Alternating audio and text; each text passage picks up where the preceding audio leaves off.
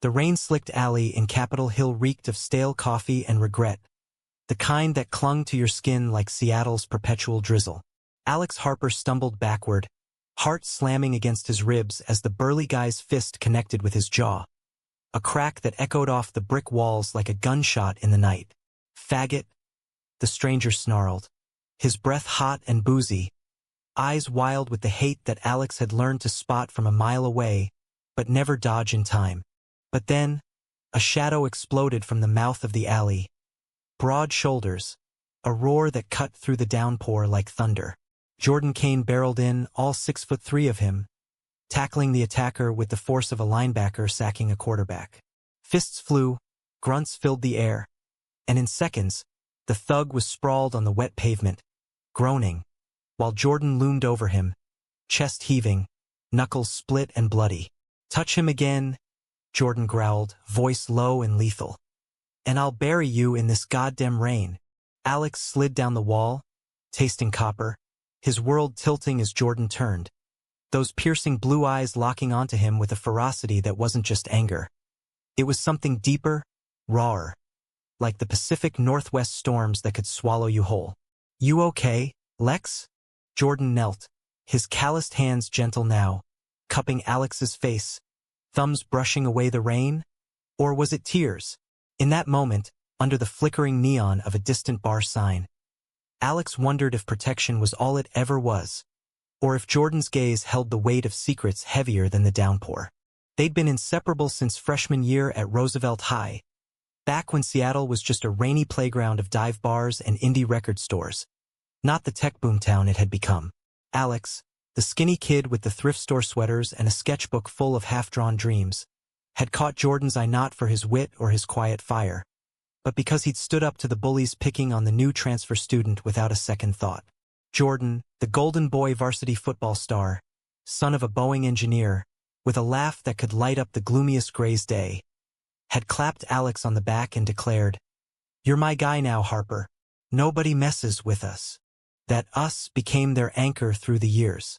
High school blurred into community college for Alex, who chased graphic design gigs while bartending at a hole-in-the-wall in Fremont, and Jordan grinding through civil engineering at UW, his broad frame filling out even more under the weight of late-night study sessions and pickup games at the intramural fields. They crashed on each other's futons after too many IPAs at the Pike Place dives, shared hangovers cured with black coffee from the original Starbucks, and navigated the city's underbelly. The protests in California Anderson Park, the pride parades that painted rainbows on rain-drenched streets. But Alex had always known he was different. At 17, he'd confessed it to Jordan over stolen glances at the TV during a Mariners game, the crack of bats drowned out by his pounding heart. "I'm gay, man. Like, for real." Jordan hadn't flinched, just cracked open another Rainier and said, "Cool. Doesn't change shit. You're still the only one who'd drag my ass out of a bar fight." It was the kind of easy acceptance that made Alex's chest ache with gratitude, but also with a flicker of something unspoken. A wish that Jordan's protectiveness might one day blur the lines. Now, at 25, those lines felt like barbed wire. Alex wiped the blood from his lip as Jordan helped him to his feet, slinging Alex's arm over his shoulder like he weighed nothing. "Come on, let's get you home. That asshole's not worth the cops."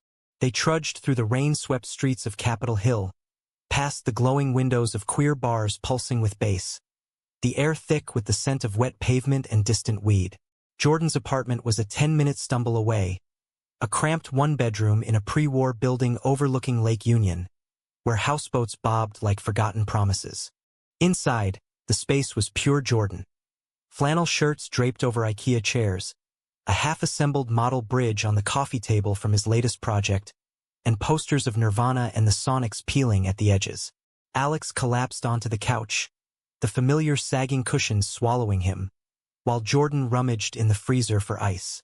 "Here," he said, pressing a makeshift pack to Alex's swelling jaw, his touch lingering a beat too long. "You gotta stop picking fights with drunks, Lex.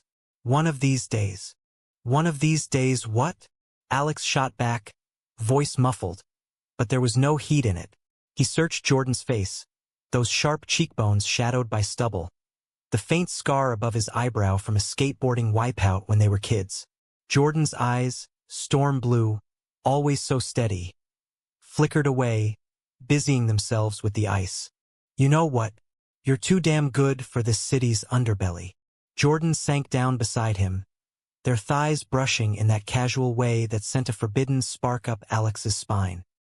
He wanted to lean in, to bridge the gap with a confession of his own, but the words stuck like gravel. Instead, he muttered, "Thanks for having my back. Again." "Always," Jordan replied, simple as that. But his voice cracked on the edge, like thunder rumbling far off. They sat in silence as the rain tapped Morse code on the window, the TV flickering to life with some late-night infomercial about miracle blenders. Alex's mind wandered to the what-ifs. What if Jordan saw him as more than the little brother he shielded from the world? What if that protectiveness was a mask for something fiercer, something that could burn them both? Little did Alex know, across the invisible chasm between them, Jordan was waging his own war. Every punch thrown in that alley hadn't just been for Alex. It was for the boy he'd fallen for at 15, the one whose laugh haunted his dreams, whose vulnerability made Jordan's alpha facade feel like a prison. But Jordan Kane didn't do vulnerability. He did duty, denial, and the quiet ache of loving in silence. The next morning dawned gray and unyielding, the kind of Seattle light that filtered through clouds like a half-hearted apology. Alex woke to the smell of bacon sizzling, Jordan at the stove in nothing but boxers and a faded Husky's tea, humming some Pearl Jam riff off-key. "Rise and shine, princess," Jordan teased, sliding a plate across the counter. "Can't have you moping all day." Alex groaned, his jaw throbbing, but he managed a grin. "If I'm a princess, you're the knight in dented armor." They ate in companionable quiet, the radio murmuring about traffic on I-5 and the latest tech layoffs at Amazon. It was these moments, domestic, unscripted, that made Alex's heart swell and ache in equal measure. Jordan, oblivious or willfully blind, launched into a story about his latest site visit, bridging a pedestrian walkway over the Duwamish, his hands gesturing wide like he could build the world anew. But beneath the banter, tension simmered. Alex had a date that night, a blind setup from his coworker at the design firm, some guy named Riley who apparently made killer lattes. "You sure about this dude?" Jordan asked later, as they laced up for a run along the Burke-Gilman Trail, the air crisp with fallen leaves. "Why? Jealous?" Alex joked, but his pulse quickened at the shadow that crossed Jordan's face. "Nah, just be safe. Text me when you're home." Jordan's tone was light, but his grip on the water bottle tightened, knuckles whitening. They pounded the pavement in rhythm, feet sinking like always, the trail winding past graffiti-covered warehouses and the hum of light rail. Alex stole glances at Jordan's profile, sweat glistening on his neck, wondering if the universe was playing a cruel joke, dangling this perfect man just out of reach. That evening, as Alex primped in the bathroom mirror, Jordan hovered in the doorway, arms crossed. "You look good," he said, the words hanging awkward. Alex turned, catching the flicker in those blue eyes. Regret? Longing? Before he could probe, Jordan clapped him on the shoulder. "Go get Tiger. But if he sucks, you know where to find me." The date was a disaster from the appetizers. Riley talked nonstop about his crypto portfolio, oblivious to Alex's yawns. By the time Alex escaped to the streets, the rain had picked up again, mirroring his mood. He texted Jordan on impulse. "Save me. Bad date. Beers?" Jordan's reply was instant. "On my way." They ended up at the Alibi Room, a dimly lit joint in Fremont with taxidermy on the walls and cask Alesh that tasted like rebellion. Jordan listened as Alex vented, his laughter booming when Alex mimicked Riley's bro-speak. But as the night wore on, the bar emptied, and the conversation turned confessional. "You ever think about it?" Alex asked, emboldened by the IPA. "Us, I mean, not like, but what if?" Jordan froze, beer midway to his lips. The jukebox crooned some old-school Bonnie Raitt, her voice husky with heartbreak. "Lex," he started, then stopped, jaw clenching. "You're my best friend. That's everything. The words landed like a gut punch, polite deflection wrapped in affection. Alex nodded, forcing a smile, but inside, something fractured. A quiet betrayal of the heart's own making. He didn't see how Jordan's hand trembled on the table, how his eyes screamed what his mouth couldn't. It's everything, and it's killing me. As they stumbled home, arms linked against the chill, Alex chalked it up to one-sided longing. Jordan, meanwhile, lay awake that night, staring at the ceiling cracks like fault lines in his resolve. How long could he keep waiting in the wings, playing the hero while the spotlight of his love burned in the dark? Weeks blurred into the relentless rhythm of autumn, leaves turning the city into a watercolor of rust and gold. Alex threw himself into work at Pixel Forge, the boutique design agency in Belltown where he crafted logos for startups that promised to disrupt everything from coffee to climate change. His portfolio grew, but so did the hollow in his chest, the one Jordan's casual touches couldn't quite fill. They'd fall into old patterns. Friday night Seahawks watches at Jordan's, yelling at the TV as Gino threw picks, or spontaneous drives up to Hurricane Ridge, windows down, wind whipping through evergreens that whispered secrets to the sky. Jordan, for his part, buried the ache in blueprints and bar tabs. His job at the firm took him to sites across the Sound, reinforcing ferry docks battered by winter swells, sketching sustainable spans that hugged the landscape like lovers. Colleagues ribbed him about his work wife, a sharp-witted project manager named Lena, but Jordan waved it off with his trademark grin. Lena was safe, uncomplicated, blonde hair, easy laughs, the kind of woman his dad would toast at family barbecues in their Issaquah split level. It started innocently enough. A team happy hour at Elliot's Oyster House, where Lena's knee brushed his under the table, and the wine flowed freer than the views of the Olympic Mountains. By the third round, she was leaning in, her hand on his arm, and Jordan, exhausted from the tightrope of his hidden truth, let it happen. A kiss in the parking lot, tasting of salt and surrender, that he told himself was just blowing off steam. But when he confessed to Alex the next morning over pancakes at Le Panier, the words tumbled out casual, like reporting the Mariners' score. So, Lena and we're kinda seeing where it goes. Jordan flipped another flapjack, avoiding Alex's eyes. Alex's fork paused mid-air, syrup dripping forgotten. The bakery buzzed with the morning rush, baristas calling orders, the hiss of espresso machines, but it all faded to white noise. Lena? From work? That's great, man. She seems cool. His voice was steady, but inside, it was a landslide, rocks of jealousy tumbling over the ruins of hope. Jordan glanced up, searching for cracks in the facade. Yeah? You think? Relief flooded him, mingled with guilt, like he dodged a bullet but left shrapnel in Alex's chest. Totally. You deserve that. Alex forced a bite, the sweetness turning sour. He pictured them. Jordan's broad frame enveloping her. The easy intimacy he'd craved but never claimed. It stung, a betrayal not of action but of assumption, that Jordan's straight-laced world had room for him only as a sidekick.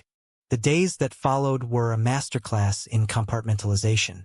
Alex swiped right on apps like Tinder and Grindr, forcing dates that fizzled faster than Seattle fog. A hipster poet in Ballard who quoted Bukowski over Bad Foe, a gym rat in Queen and whose idea of depth was protein shake recipes.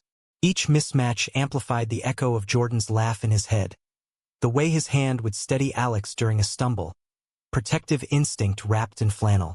Jordan, meanwhile, navigated the minefield of new romance with Lena. Dinners at Canlis, with its twinkling views of the Space Needle, felt scripted, her stories about growing up in Spokane blending into the clink of wine glasses. He kissed her goodnight in her Capitol Hill walk-up, but his mind wandered to the sketchpad on his nightstand, where he doodled bridges that arched like outstretched arms, or the way Alex's eyes lit up at a street mural.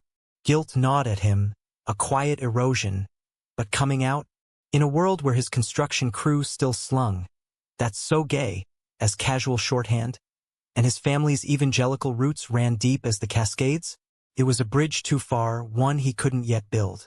The fracture widened at Thanksgiving. Jordan's folks hosted in their sprawling rancher, turkey roasting alongside yams, and the undercurrent of small talk about Jordan's prospects. Alex tagged along as always, the honorary son, but Lena's presence shifted the gravity. She charmed Mrs. Kane with tales of sustainable architecture, while Alex nursed a beer on the deck, watching rain streak the evergreens. Jordan joined him, two figures silhouetted against the gray. "You okay?" Jordan asked, handing over a blanket. Alex shrugged, the chill seeping deeper than the weather. "Just thinking about how everything changes. You and Lena. Is good. Real." Jordan leaned on the railing, knuckles gripping wood like a lifeline. "Yeah, real." The word tasted like ash. He wanted to spill it all. The years of stolen glances in locker rooms, the punch of jealousy when Alex dated that douchebag barista last summer, the way protecting Alex felt like the only honest thing in his life. But the words lodged, heavy as lead. Instead, they talked football, the draft picks and what-ifs, until Mrs. Kane called them in for pie. That night, crashing on the guest room futon, Alex lay awake, the house creaking like old bones. He heard Jordan and Lena murmuring in the next room, soft laughter that twisted the knife. "He's happy," Alex told himself. "Let it go." But Jordan wasn't happy. In the dark, with Lena asleep beside him, he stared at the ceiling fan's lazy spin, replaying Alex's forced smile. It was betrayal in slow motion. Betraying himself, Alex, the bond they'd forged in rainy playgrounds. He slipped out at dawn, driving back to the city alone, the wipers slashing through tears he wouldn't name. Winter clamped down hard, snow dusting the Olympics like powdered sugar on regret. Alex's birthday fell on a rare blue sky day in January, and Jordan planned the perfect escape. A ferry to Bainbridge Island, then a hike through Blodel Reserve, gardens manicured against the wild. No Lena. She was buried in deadlines. Just them, boots crunching on frosted paths, breath fogging the air. They picnicked by a pond, ducks quacking for crumbs, and Alex unwrapped Jordan's gift. A custom sketchbook, leather-bound, with their initials embossed, J and Lex, intertwined like vines. "For your art," Jordan said, rubbing his neck sheepishly. "Figured you could fill it with all the shit we see." Alex traced the letters, throat tight. "This is perfect." Their eyes met, and for a heartbeat, the world narrowed, the rustle of bamboo, the distant ferry horn. To just that gaze, electric with unsaid truths. Then Jordan's phone buzzed. "Lena?" Checking in. The spell shattered. "Gotta take this," he muttered, stepping away. Alex watched him pace, voice low and affectionate, and the ache bloomed fresh. Why can't that be us? Back in Seattle, the evening devolved into shots at the Tractor Tavern, bluegrass twanging as they danced like idiots. Jordan's hands on Alex's waist in a clumsy two-step, laughter bubbling up like champagne. But as the bar thinned, Alex's buzz turned maudlin. "You ever wonder if we're stuck?" he slurred, slumped over a high top. "Stuck how?" Jordan leaned in, concern etching his brow. "In this friend thing. Like, what if it's more? For me, anyway." The confession slipped out, raw and reckless, the alcohol stripping his filters. Jordan's face paled, then flushed. The music swelled, a fiddle solo wailing like a siren's call. "Lex, I..." He reached out, fingers brushing Alex's, but pulled back as if burned. "You're drunk. Let's get you home."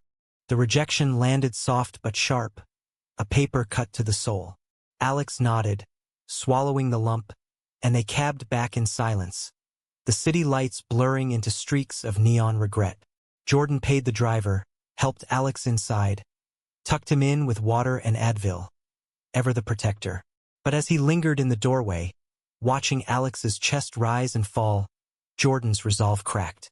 He drove to Lena's that night, but instead of staying, he ended it. Gentle words about timing, about needing space for family stuff. She cried, he apologized, but the relief was immediate, a weight lifting like fog burning off the sound. For Alex, he told himself, always for him. Spring teased with cherry blossoms along University Avenue, but for Alex, it brought storm clouds of its own. A big client at Pixel Forge demanded revisions that bled into weekends, leaving him hollow-eyed and snappish. Jordan noticed, of course, stocking the fridge with Alex's favorite kombuchas, dragging him to Gasworks Park for kite flying on gusty afternoons. "You're burning out, man," Jordan said one evening, as they grilled salmon on his tiny balcony, the Space Needle winking in the distance. "Maybe I am," Alex admitted, poking at the coals. "Feels like I'm designing everyone else's dreams, but mine's just pixels." Jordan flipped the fish, grease sizzling. "Then chase it. That mural project you mentioned, the one for the LGBTQ center? Do it. I'll help." The idea had been simmering. A massive wall in Capitol Hill, celebrating queer history in Seattle, from the 1970s disco raids to modern pride. Alex's sketches were vibrant explosions of color, figures intertwined in defiance and joy. With Jordan's engineering know-how, they could make it structural, enduring. They dove in, late nights at the community center, paint splattered and buzzing on energy drinks. Jordan's presence was a balm. His steady hands mixing pigments, his encouragement a low rumble that chased away doubts. One night, under the harsh fluorescence, as they outlined the base coat, Alex caught Jordan staring. Not at the wall, but at him, eyes soft with something unguarded. "What?" Alex laughed, wiping a streak from his cheek. "Nothing. Just proud of you." Jordan's voice was thick, and he turned away quick, but the air hummed with possibility. Lena's ghost lingered, though, texts from mutual friends about her heartbreak, whispers at Jordan's firm. Alex buried his glee, but it festered into questions. Was Jordan rebounding? Using the project as distraction? The betrayal loomed, not in action, but in the fear that their bond was just another scaffold, temporary and propping up someone else's story. Then came the wrench, a funding snag. The center's grant fell through, leaving the mural half-sketched, a skeleton of dreams. Alex spiraled, snapping at Jordan during a planning session. "This was stupid. We're amateurs playing at art." Jordan's jaw set, that alpha fire flashing. "Bullshit. We're in this. Together." He grabbed Alex's arm, pull firm. "Don't quit on us." The us hung, charged, and Alex yanked free, hurt flaring. "Us? What's that even mean anymore, Jordan? You're the straight guy with the X, and I'm the side project." Jordan recoiled as if slapped. "That's not... Lex, you don't get it." "Then make me." Alex's voice broke, the room spinning with unspoken years.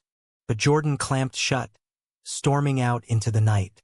The silence that followed was deafening, a chasm widening between them.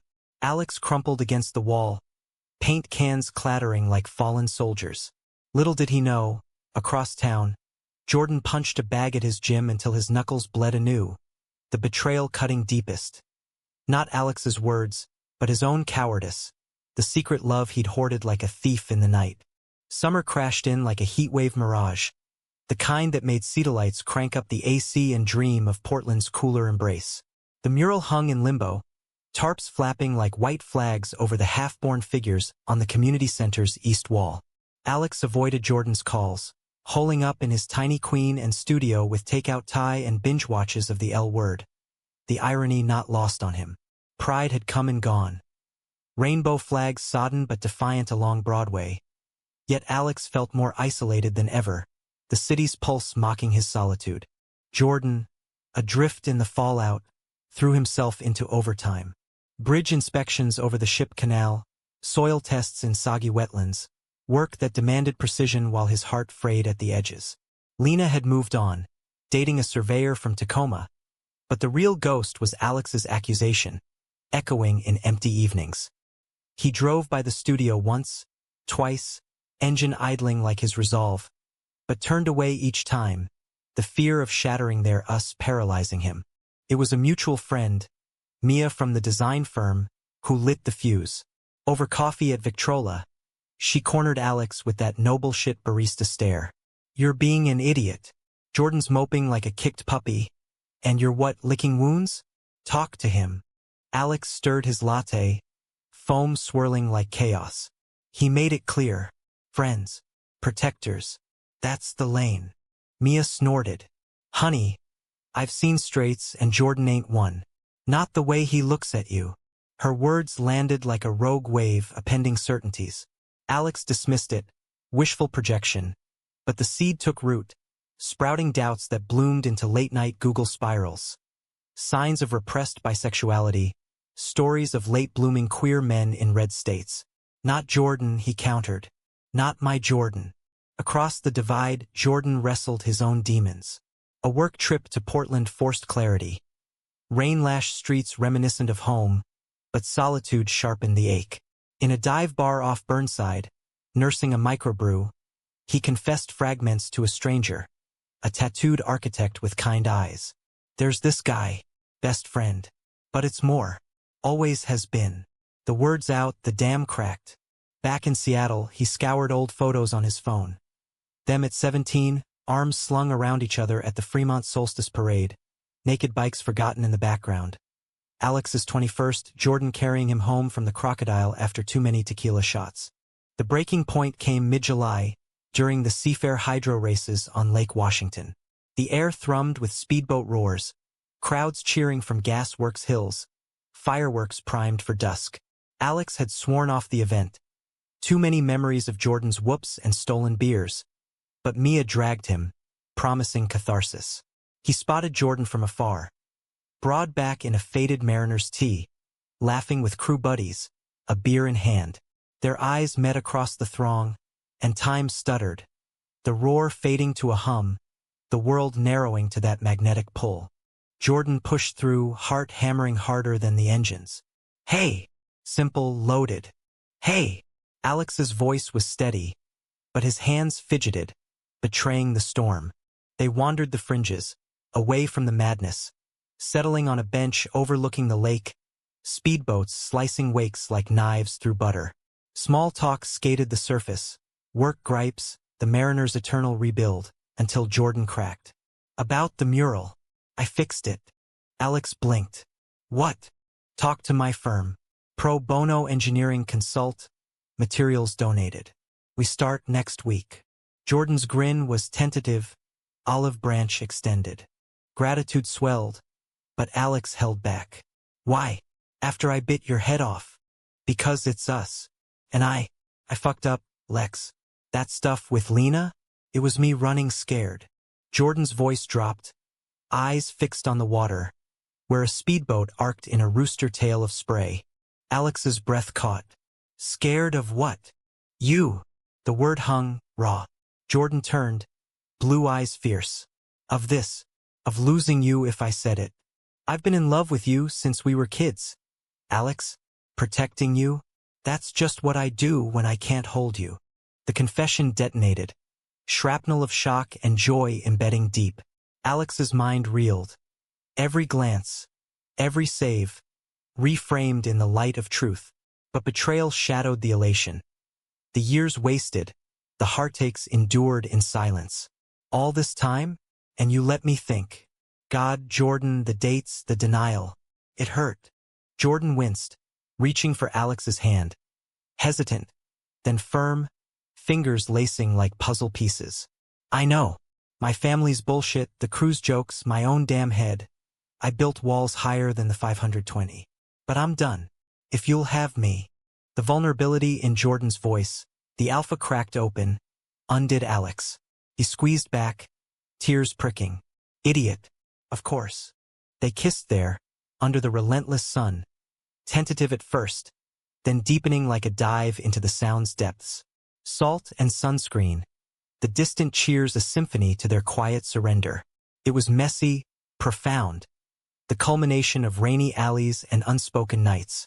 But romance, American style, doesn't ribbon tie so neat. As summer waned, cracks spiderwebbed. Jordan's coming out was a grenade.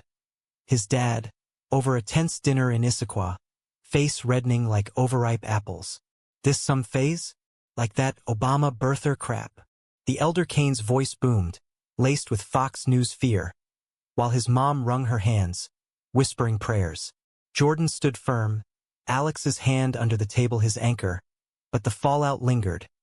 Awkward silences, missed calls, the slow erosion of family ties. At work, whispers turned to stares.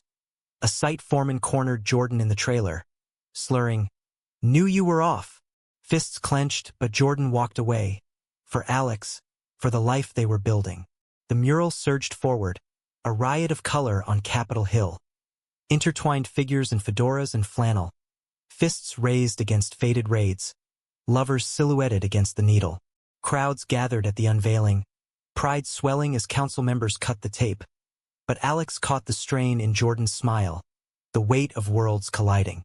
Then betrayal struck, sharp as a snapped cable. It came via Mia, inadvertent messenger. A screenshot from Lena's Instagram, her arm linked with a familiar face, Jordan's cousin? Sure, but the caption stung. Rebound therapy with the ex's kin? Small world moving on. No, wait. The real gut punch was the DMs Mia forwarded. Anonymous from a burner account. Kane's playing you. Always the hero, never the queer.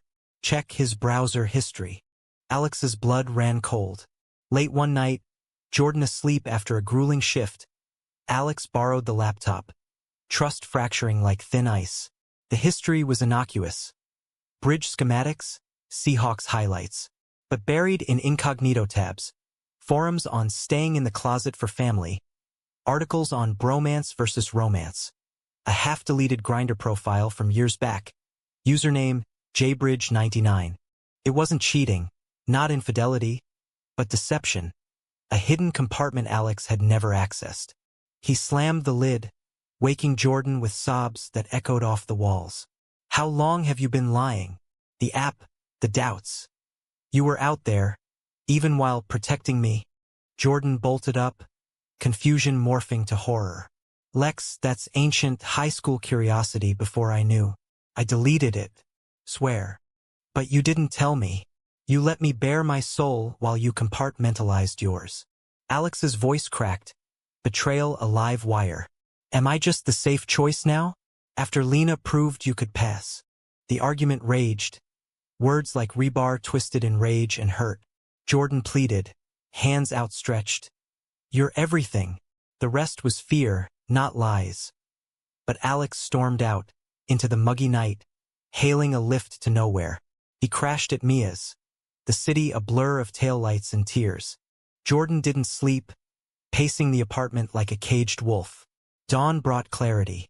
He'd built bridges for others, but his own foundations were sand. He called in sick, drove to the mural site instead. Alone under the summer haze, brush in hand, adding details to the lover's embrace. A subtle scar on one's brow, a thrift store sweater on the other. It was penance, prayer, a vow in pigment. Fall returned with a vengeance. Equinox winds stripping leaves from the maples like confessions torn free. Alex and Jordan circled each other in a wary orbit. Texts exchanged like ceasefires, coffee meetups that tiptoed around landmines. The mural, now a beacon on Broadway, drew tourists and testimonials, but its creators were ghosts haunting their own creation. Alex poured into sketches for a new series. Fractured bridges mending, inspired by pain but edged with hope. Jordan audited his life, therapy sessions in a Belltown high-rise, where a soft-spoken counselor unpacked the patriarchal knots his dad had tied. The climax brewed on a crisp October eve, during the center's harvest gala. Lanterns strung like fireflies over the courtyard, fiddles and accordions weaving Celtic reels with queer anthems. Alex arrived solo, in a button-down that hugged his frame, hair artfully tousled. Jordan was there too, cornered by donors. His tie loosened like a noose half-slipped. Their eyes locked across the crowd. Charged, inevitable. Alex approached first, heart a drum solo. Nice crowd. Are walls the star? Jordan nodded, swallowing hard. Yeah, but I miss my co-star. No games, just truth, raw as rainwater. They slipped outside, to the alley where it all began months back. The same bricks, now festooned with string lights. The air hummed with distant music, leaves skittering like whispers. I forgive you, Alex said, leaning against the wall. The history, the hiding. But I need all of you. No compartments. Jordan stepped close, the space between them electric. You have it. All of it. He pulled a thumb drive from his pocket, backups of old emails, therapy notes, even screenshots of the deleted profile. Transparency. From here on. Alex took it, fingers brushing, the touch igniting embers. And your family? The crew. Working on it. Dad's coming around. Sent a card last week. Gruff but real. The site's tougher, but screw him if they can't handle it. Jordan's voice steadied. That alpha resolve channeling into resolve. I'm done waiting, Lex. For you, for us. The kiss that followed was a homecoming, fierce, then tender, tasting of cider and second chances. No audience, just them. The alley a sanctuary where protection bloomed into partnership. But life, in its American grit, doesn't end on fade to black. Winter tested them. Jordan's firm lost a bid, layoffs looming like storm fronts. Alex's series caught an agent's eye, but imposter syndrome whispered sabotage. They navigated it hand in hand, Jordan cooking chili on snowed-in nights, Alex dragging him to open mics where he recited dog-eared Ferlinghetti. Family mended unevenly. Mrs. Kane baked pies for their first official holiday, her hugs tentative but warm. Jordan's dad showed at the mural's one-year anniversary, clapping awkwardly, muttering, "Proud of the build, son." Betrayal's scar faded to a faint line, a reminder rather than a rupture. They adopted a rescue mutt from the Humane Society, a scruffy terrier mix named Scout, who bounded through Discovery Park like their joy unbound. Vacations stitched new memories. A road trip down Highway 101, redwoods towering like cathedrals, campfires crackling with stories of what-ifs turned real. In the end, it wasn't grand gestures or flawless facades that held them. It was the quiet humanism of showing up, flawed and fierce. On New Year's, atop Cary Park with the city sprawled like a promise, Jordan pulled Alex close against the chill. Fireworks bloomed over the sound, colors fracturing the night. To us, Jordan toasted with thermoses of spiked cocoa. To bridges, Alex replied. The ones we build and the ones we burn. They clinked, lips meeting in the pyrotechnic glow, Seattle's lights winking approval. Alex had thought protection was the pinnacle. Now he knew it was prelude to this love, unquiet, unyielding, a story etched in rain and resolve. And in the hush after the booms, with Scout snoring at their feet, they stepped forward together into the American dawn, where waiting ended and living began.